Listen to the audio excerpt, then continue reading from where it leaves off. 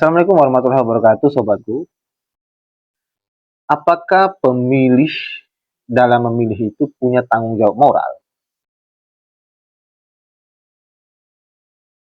Ya, jadi kita harus lihat dulu siapa yang punya tanggung jawab moral dan siapa yang tidak punya tanggung jawab moral itu. Maka dari itu ada 4 golongan pemilih dikategorikan yang dimana pemilih dari keempat golongan ini nanti ada yang memiliki tanggung jawab moral, di mana ketika dia tidak memilih, dia akan mendatangkan kerusakan, dia akan memberikan kemudaratan kepada bangsa ini. Atau dalam bahasa pemilu itu apa ya? Omisi, dia tidak ikut berpartisipasi di dalam kebaikan-kebaikan yang dilaksanakan oleh negara ini. Nah, dari 4 ini, yang pertama adalah golongan orang yang memahami betul, ya kan? Dia punya pengetahuan akademis terkait politik, terkait pemilu, dan dia memiliki kemampuan menganalisa yang tajam di dalam pemilihan. Ya, biasanya mereka ini adalah mereka yang ahli-ahli politik, ya kan, yang ahli filsafat politik atau ahli filsafat hukum. Nah, mereka-mereka yang semacam ini adalah orang-orang yang dalam kategorinya orang-orang yang harus dan punya kewajiban secara moral untuk memilih. Nah, ketika mereka tidak memilih, mereka justru seperti melihat begitu saja kecelakaan di depan matanya. Karena dia melawan kesadaran pengetahuan yang sudah dia miliki, yang sudah dia geluti selama bertahun-tahun di bangku-bangku kuliah misalnya. Yang kedua adalah golongan di mana dia mendapatkan informasi, ya kan? Ya, ini golongan-golongan semacam S1, ya kan, yang masih ya keguruan, para guru dosen, para guru, ya kan. Ya, mereka-mereka yang semacam ini, mereka mendapatkan informasi tapi bukan ahli, ya kan, mendapatkan informasi dan mampu mereka analisa sendiri. Misalnya dari ulasan pada golongan pertama, mereka bisa analisis. Mereka dapat informasi dari ulasan yang golongan pertama, mereka bisa analisis. Dan orang seperti ini juga punya kewajiban moral. Golongan ketiga adalah golongan orang-orang yang informasi yang mereka dapat, ya kan, belum mampu mereka analisis dengan baik, tetapi informasi itu secara langsung mereka itu berkaitan langsung dengan orang-orang tertentu. Misalnya si A itu berkaitan langsung dengan si B sebagai tim sukses. Dan tim sukses ini adalah orang yang sudah mendapatkan informasi-informasi tentang pemilu. Nah, mereka seperti ini juga adalah orang-orang yang punya kewajiban moral untuk memilih, karena mereka tahu bagaimana problem-problem yang terjadi. Nah, walaupun di dalam problem itu tidak sepenuhnya mereka dapat analisa.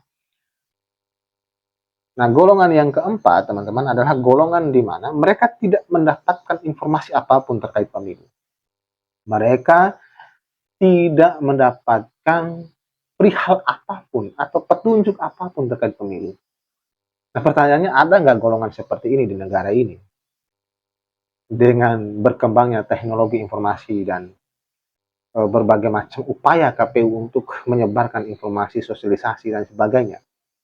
Ya mungkin saja ada. Kemungkinan-kemungkinan bisa kita lakukan. Misalnya ada orang yang sudah tua sekali, ya, dia tinggal di gunung, dia tidak peduli dengan urusan bagaimana masyarakat di kampungnya. Dia hanya fokus untuk bagaimana menanam jagung, menanam sayur-sayuran di gunung. Ya. Ini orang-orang yang tidak mendapatkan informasi. Jikapun dia mendapatkan informasi dan dia dapat informasi itu pada saat hari H, maksudnya pada saat ingin mencobloskan siapa orangnya, maka pemilih ini adalah kategori pemilih yang justru mendatangkan kemudaratan. Karena yang akan mengajak dia nantinya bisa jadi orang-orang yang mengajak kepada keburukan.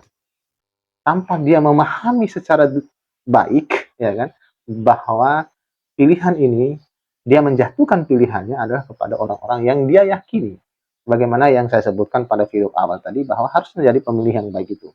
Dan inilah golongan-golongan itu. Jadi 4 golongan tadi, ya kan?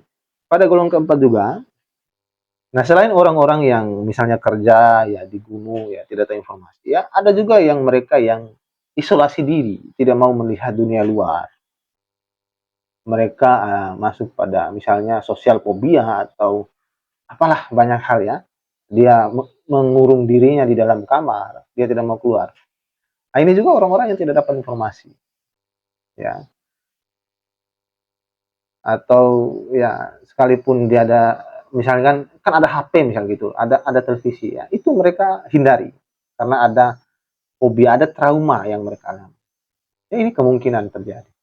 Terus golongan keempat ini misalnya pada orang gila. Orang gila dalam arti cacat pikirannya, tidak mampu mengolah, menganalisa informasi yang masuk. Ya, yang masuk adalah misalnya tentang warna biru, yang diolah adalah tentang warna hijau, gitu.